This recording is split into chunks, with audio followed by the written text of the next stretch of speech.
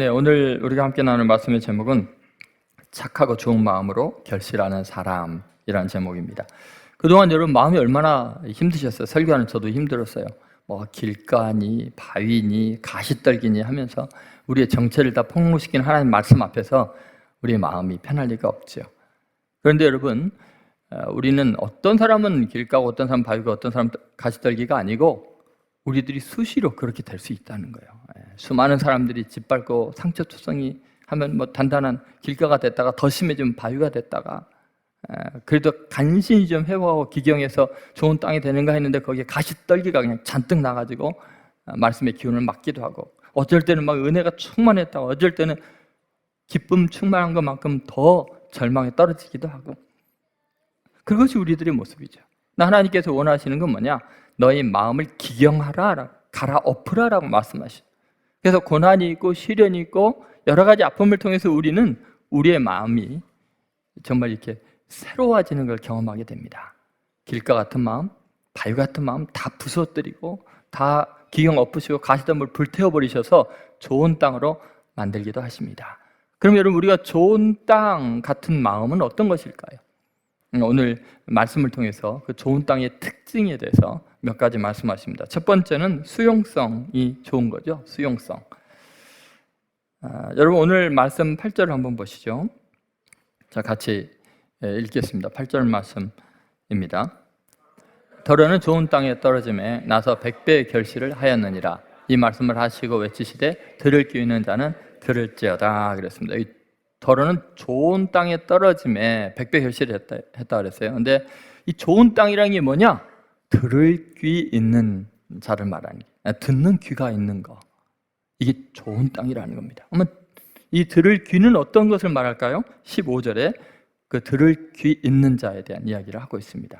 한번 같이 읽어보겠습니다. 좋은 땅에 있다는 것은 착하고 좋은 마음으로 말씀을 듣고 지키어 인내로 결신하는 자. 자, 어떻게 듣는 게 들을 귀예요? 착하고 좋은 마음으로 말씀을 듣는 거예요. 여러분, 이 세상이 얼마나 악한데 착한 마음, 좋은 마음 갖는 게 쉽지가 않습니다.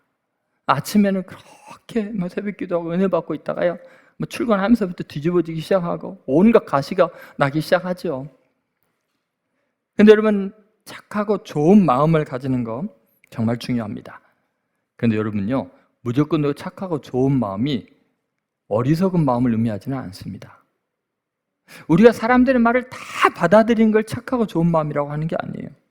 이 착하고 좋다는 것은 어떤 의미에서는 굉장히 바르고 분별력이 있다는 걸 의미합니다. 아무 말이나 다 받아들이면 낭패를 당합니다. 그래서 착하고 좋은 마음을 우리가 가질 때 정말 중요한 것은 상대편이 어떤 존재인가를 먼저 파악을 해야 돼요. 예를 들어서 우리가 어떤 사람의 말은 그냥 다 흡수하고 수용하고 받아들이고 귀를 열고 들을 수 있는 사람이 있어요. 어떤 거냐? 첫 번째는 진실한 사람이어야 돼요. 참된 사람. 두 번째는 그 말한 것을 현실화시킬 수 있는 능력이 있는 사람이어야 돼요. 말은 했는데 전혀 약속을 못 지키고 약속을 지키고 싶어도 지킬 능력이 없다면 그 사람 말 듣고 투자했다가 망하는 거예요. 세 번째는 정말 나를 사랑하는 사람인가 사랑의 사람인가를 확인해야 돼요. 만약 이 세 가지, 진실하고 능력 있고 사랑 많은 사람이라면 할렐루야 아멘하고 다 받아들여도 돼요. 착한 마음으로 들을 귀를 활짝 열고 들어도 돼요. 근데 여러분, 세상에 그런 사람이 어디 있어요? 어떤 사람은 진실하지 못해요. 어쩌다가 진실해요. 어떤 사람은 진실하긴 한데 능력이 없어요. 어떤 사람은 능력은 있는데 악해요. 사랑이 없어요. 그래서 우리는 사람의 말에 무조건 되고 귀를 기울일 수가 없는 거예요. 착한 마음으로 받아들이는 게 아니라 꽁한 마음으로 받아들이는 게 익숙해졌어요. 왜냐하면 사람들이 하도 많이 당하니까. 맞습니까? 그래서 이제는 무섭죠, 사람 만나는 게. 무슨 말을 들어야 될지 무슨 말을 해야 될지. 그러나 여러분, 하나님은 어떠세요? 여러분, 하나님은 참되신 하나님 아니에요? 조금도 어둠이 없으시고 진리 자체이신 분 아닙니까? 예수님이 내가 곧 길이요 진리요 생명이라고 하셨잖아요. 예수님은 전능하신 분 아닙니까? 하나님은 능치 못할 분이 아니잖아요. 말씀하시면 말씀이 사건이 되는 분 아니에요. 근데 그 하나님이 놀랍게 나를 위해서 자기 독생자를 희생할 만큼 나를 사랑하시는 분이요, 사랑의 확증을 해주신 분 아닙니까? 그러면 여러분, 하나님의 말씀이라면 그 말씀은 어떻게 해야 되겠어요? 우리가 착한 마음, 좋은 마음으로 다 받아들여야 될 줄로 믿습니다. 여러분, 이게 대단히 중요합니다. 좋은 땅은 결국은 이 말씀을 그대로 흡수해서 수용해서 열매를 맺는 땅입니다. 그래서 듣고 지키어 인내로 결실을 한다고 말하고 있습니다. 자, 이 들을 귀가 있는 사람, 착하고 좋은 마음은 성경에 어떤 것이 샘플로 나올까요? 예를 들어서 사도행전 17장 11절 12절에 보면 베레아 사람들의 그 듣는 태도에 대해서 말하고 있습니다. 자, 한번 같이 읽어보겠습니다. 베레아에 있는 사람들은 데살로니가 있는 사람들보다 더 너그러워서 간절한 마음으로 말씀을 받고, 이것이 그러한가요? 날마다 성경을 상고함으로 그 중에 믿는 사람이 많고 또 헬라의 귀부인과 남자가 적지 아니하나. 여러분, 여기 보면 베레아 사람들이 말씀을, 바울의 선포하는 말씀을 듣는 태도가 어떻게 나와 있죠? 너그러워서, 어때요? 간절한 마음으로 말씀을 받고, 이것이 그런가 날마다 성경을 상고함으로. 여러분, 착하고 좋은 마음이라는 것은 너그러운 마음이에요. 가시돋친 마음이 아니에요. 굳어진 마음이 아니에요. 품어주는 마음이에요. 그리고 정말 간절히 사모하는 마음이에요. 여러분이 주의 전에 올 때 사모하는 마음이 있습니까? 간절히 사모합니까? 그리고 이 들은 바 말씀을, 정말 성경을 깊이 상고하는 삶을 삽니까? 여러분, 베레아 사람들 그렇게 너그러운 마음으로 간절히 사모했지만 이걸 결실치 못하게 하려고, 빼앗으려고 방해하는 세력들이 얼마나 많은지 몰라요. 자, 보세요. 사도행전 17장 13절에 이렇게 나와 있습니다. 자, 같이 읽겠습니다. 데살로니가 있는 유대인들은 바울이 하나님의 말씀을 베레아에서도 전하는 줄 알고 거기도 가서 무리를 움직여 소동하게 하거늘. 여러분 보세요. 바울이 뭐를 전했어요? 하나님의 말씀을 베레아에서 전한 줄 알고. 자, 바울 자체에 대한 불만이 많은 사람들이에요. 유대인들이. 그죠? 왜요? 자기네들 배신했으니까. 그러니까 바울의 흠이 많잖아요. 배신자이잖아요. 그러니까 어때요? 하나님의 말씀을 전하는데도 유대인들인데, 회당에 있는 유대인들이 바울에 대한 불만 때문에 하나님의 말씀을 전하는 것을 방해하기 위해서요, 무리를 동원해서 소동을 시키는 거예요. 이런 사람들은요, 직접 나서지도 않아요. 꼭 다른 사람들 동원을 해서 소동을 시켜가지고 바울이 전하는 하나님의 말씀을 방해하는 거예요. 그들은 하나님의 말씀을 방해한다고 생각하지 않고 바울을 방해한다고 생각하는데, 결과는 뭐예요? 하나님의 말씀을 베레아 사람들에게 뺏어가는 거예요. 그래서 바울이요, 베레아에서 더 이상 말씀을 못 전해요. 그 소동함 때문에 결국은 떠나가요. 여러분, 오늘 본문을 잘 보면요, 그래서 착하고 좋은 마음은 어때요? 그 말씀을 듣고 지키어 인내하는 거예요. 하나님의 말씀을 듣고요, 그걸 방해하는 무리들 소동 때문에 어떻게 해야 돼요? 지켜야 돼요. 하나님의 진리의 말씀 때문에 그 말씀을 듣는 거예요. 그리고 인내해야 돼요. 그래야 결실이 가능해요. 저는 오늘 이 말씀대로 여러분의 마음이 들을 귀가 있는 착하고 좋은 마음이 되시기를 주의 이름으로 소망합니다. 두 번째, 이 착하고 좋은 마음은 뭐냐면 다양성에 대한 인정이에요. 여러분 8절을 보시죠. 마태복음 13장 8절에 보면 이런 말씀이 있습니다. 오늘 이 본문하고 똑같은 것을 이렇게 해석을 한 내용이죠. 자, 같이 읽겠습니다. 덜은 좋은 땅에 떨어지매 어떤 것은 100배, 어떤 것은 60배, 어떤 것은 30배의 결실을 하였느니라. 아멘. 여러분, 착하고 좋은 마음은 획일적인 열매를 맺지 않습니다. 어떤 것은 100배, 어떤 것은 60배, 어떤 것은 30배. 여러분, 우리는요, 획일화시키고 내가 생각하는 것과 다 똑같지 않은 것들은 악이라고 생각을 해요. 근데 여러분, 하나님이 만든 세상은요, 너무 다양해요. 하나님이 보시기에 좋았다라고 할 때는 다양한 걸 만들었기 때문이에요. 장미꽃도 다 똑같은 장미꽃이 아니에요. 더구나 인간이 계속 개량할 수 있도록, 더 다양화시킬 수 있도록 하나님이 잠재력을 만들어 주셨어요. 모든 생물들, 식물들이 다 그래요. 하나님은요, 획일화를 정말 싫어하셔요. 각각의 개성을 소중히 여기고 각각의 진행되는 과정을 의미 있게 보시고 모두를 사랑하시는 하나님이세요. 여러분, 좋은 땅의 특징은 서로 경쟁적으로 서열의식으로 평가하지 않아요. 형편에 따라서 다양한 열매가 맺어질 수 있어요. 여러분, 길가, 돌짝밭, 가시떨기, 씨앗들은요, 다 똑같은 운명으로 끝납니다. 열매 없이 다 죽는 거예요. 그런데 좋은 땅은 반드시 다양한 열매를 맺게 돼 있어요.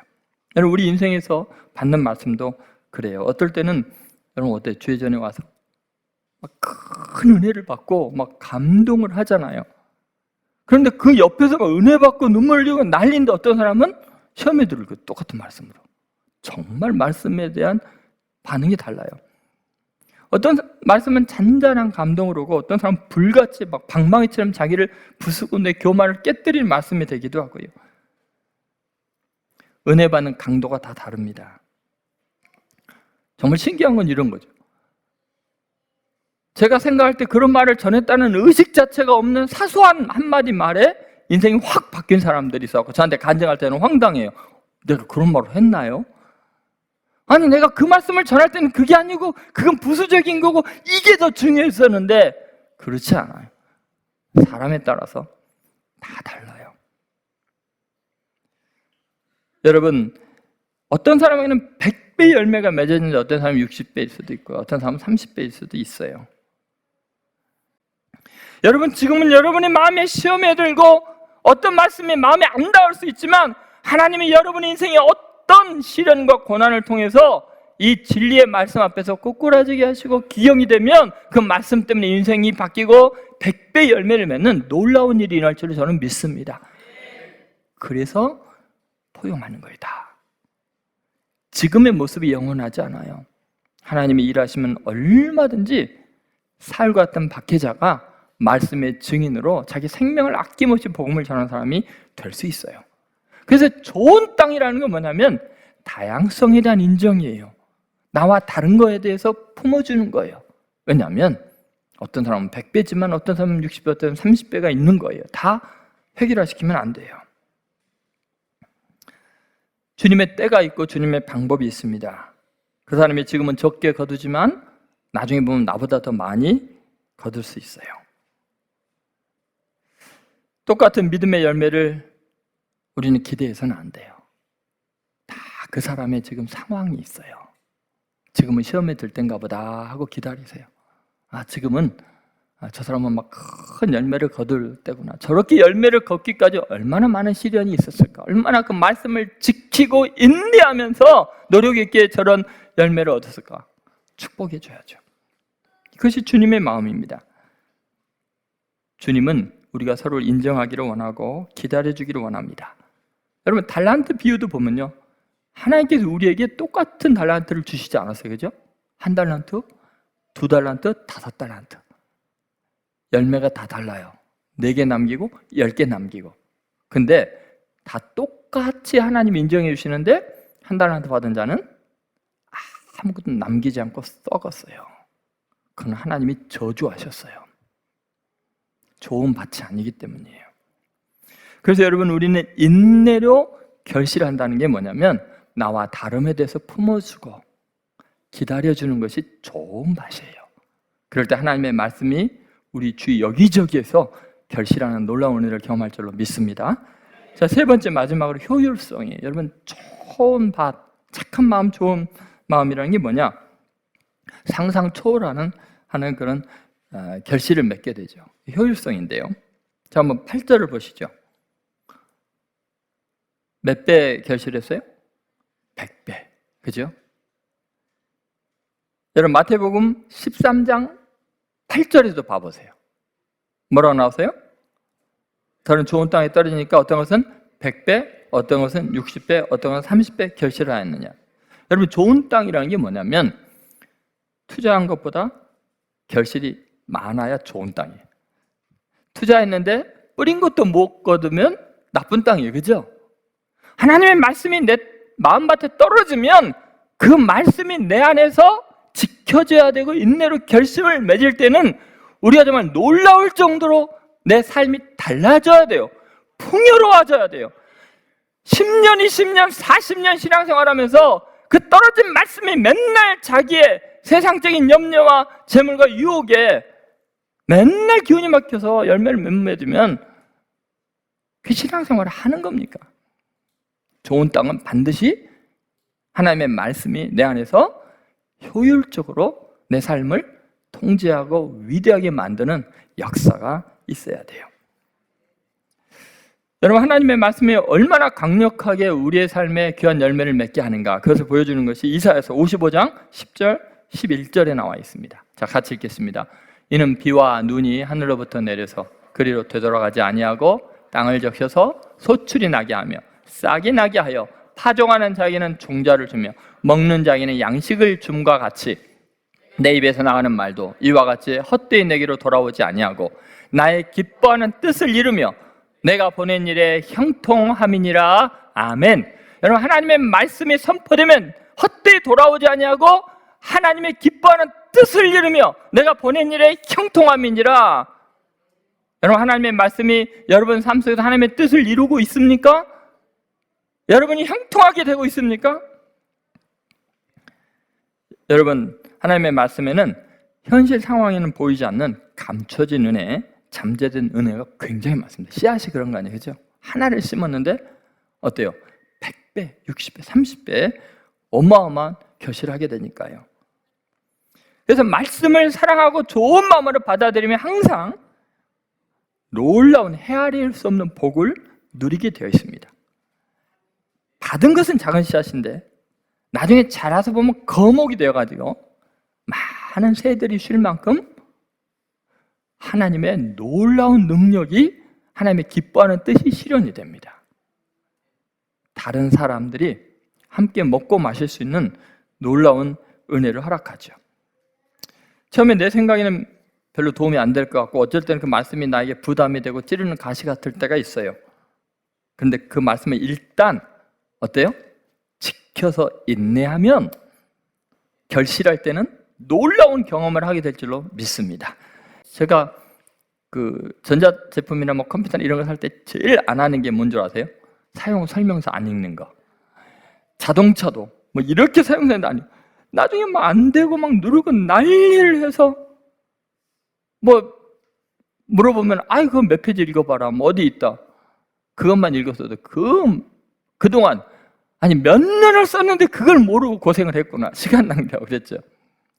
여러분 우리 인생을 말씀으로 창조하신 그분이 우리 인생의 사용 매뉴얼을 진리의 말씀 속에 담겨주셨으면 그 말씀대로 순종하면 우리는 최고 효율성을 드러낼 수 있는 줄로 믿습니다. 천지는 없어져지니와 여호와의 말씀은 세세토록 있는 거예요. 하나님의 말씀, 영원한 말씀을 순종하면 우리는 영원한 인생이 돼요. 예를 들어 한나라는 여인 한번 생각해 보세요. 저는 한나의 믿음이 너무나 놀라운 건 말씀에 대한 수용성이에요. 자 생각해 보세요. 자식이 없어서 하나님께 눈물로 기도했어요. 근데 그 통곡의 기도를 들으면서 얼마나 엘리제 사장이 영적으로 흐릿했으면 술 끊으라고 이야기했잖아요. 기도하는 여자와 술 먹는 여자를 구별을 못해요. 저는 그건 구별할 수 있어요. 그런데 여러분 그 엘리가 뭐라고 했어요? 너무 창피해갖고 기도하는 여자를 술 끊으라고 그랬으니 얼마나 창피하겠어요. 그러니까 미안해갖고 명년님한테 너 기도 응답돼서 자식이 있을 거라 그랬어요. 그럼 저 같으면 니나 기도하시오. 그럴 것 같잖아요. 그런데 뭐라 그래요? 그냥 가서 다시는 수색이 없느니라. 아멘 해버렸어요. 아무리 엉터리 선지자라도 하나님의 사람의 말이니까 아멘 해버리니까 사무엘이 태어난 거예요. 근데 그 효용성이 얼마나 위대해지냐면요, 그 말씀에 아멘하고 순종했더니 그 사무엘이 그 사사시대에 엄청나게 타락한 그 시대를 구원하는 위대한 인물이 되잖아요. 그 한 사람 한나의 인생뿐만 아니라 그 민족을 새롭게 하는 100배의 열매를 맺게 되잖아요. 여러분 믿습니까? 지금 왜 내게 이런 시련이 있나요? 왜 내 가족들이 어려움을 겪나요? 그런데 여러분, 하나님 말씀 끝까지 붙들고 인내해서 결실하면 여러분의 자녀 중에 한 명이 여러분의 인생에 얼마나 놀라운 100배의 열매를 맺을지 누가 알겠습니까? 한나뿐이에요. 여러분, 여호수아도 마찬가지잖아요. 절대적인 절망 시대에 하나님이 계속해서 하는 말이 뭐예요? 너가 형통하고 너가 평탄한 길을 가려면 하나님의 말씀을 지켜서 순종해라, 주야로 묵상해라. 너무나 유명한 말이죠. 여호수아서 1장 7절에서 9절 말씀 한번 같이 읽어보겠습니다. 오직 강하고 극히 담대하여 나의 종 모세가 내게 명령한 그 율법을 다 지켜 행하고 우로나 좌로나 치우치지 말라. 그리하면 어디로 가든지 형통하리니 이 율법책을 내 입에서 떠나지 말게 하며 주야로 그것을 묵상하여 그 안에 기록한 대로 다 지켜 행하라. 그리하면 내 길이 평탄하게 될 것이요 내가 형통하리라. 내가 내게 명령한 것이 아니냐? 강하고 담대하라. 두려워하지 말며 놀라지 말라. 내가 어디로 가든지 내 하나님 여호와가 너와 함께하느니라 하시니라. 아멘. 여러분, 이 말씀을 잘 보면요, 지금 강하고 담대하라, 두려워하지 말라는 건 지금 내가 약하기 때문이에요. 시대적인 상황에서 내가 버틸 힘이 없는 거예요. 그렇게 노력했는데 다 떠나가는 거예요. 그럴 때 하나님의 말씀을 붙잡으라는 거예요. 좌로나 우리 치치지 말고 흔들려도 말씀을 붙잡으면 평탄하게 되고 형통하게 된다는 거예요. 내가 너에게 하는 말이 아니냐? 이 말씀을 붙들고 인내하고 지키면 100배 열매를 맺게 된다는 거예요. 한 사람 이야기라고 마치겠습니다. 프린스턴 신학교 유명한 성서학 교수가 있습니다. 오토 파이퍼라는 분입니다. 저도 이분의 글을 읽어봤습니다. 근데 이분이 강의 시간에 학생들 앞에서 이런 말을 했어요. 여러분, 종교개혁을 마틴 루터가 일으켰다고 생각하면 큰 착각입니다. 그렇지 않습니다. 학생들이 깜짝 놀랐어요. 아니, 종교개혁을 마틴 루터가 일으킨 것은 누구나 다 알잖아요. 학생들이 의아하고 있는데 이 노 교수가 진지하게 이렇게 말합니다. 종교개혁은 갈라디아서의 말씀이 일으킨 겁니다. 루터가 갈라디아서를 2번이나 주석을 강해를 했습니다. 하나는 얇게, 하나는 신약성경보다 더 두껍게 썼습니다. 왜냐하면 루터가 갈라디아서를 연구하고 읽을 때 그 갈라디아서 말씀이 그의 안에서 폭발하니까 견딜 수가 없어서 종교개혁의 진리의 횃불을 들 수밖에 없었습니다. 여러분, 하나님의 말씀이 내 안에서 폭발적으로 역사하기 시작하면요, 세상이 변합니다. 100배 열매를 맺게 됩니다. 근데 지금 왜 여러분 우리 안에 인생에 위대한 변화가 없느냐? 하나님의 말씀을 좋은 마음으로 받지 않고 자꾸 이생의 염려, 재물 향락에 그 말씀을 맡기 때문이죠. 저는 오늘 여러분이 정말 인생의 중요한 결단을 하기를 바랍니다. 하나님의 말씀을 어떤 것도 막지 못하게 하세요. 그것을 빼앗아가지 못하게 하세요.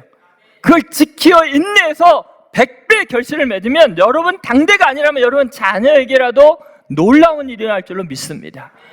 그런 복을 누리는 성도들 되시기를 바랍니다. 예수님의 말씀으로 충만하시기를 주의 이름으로 축원드립니다.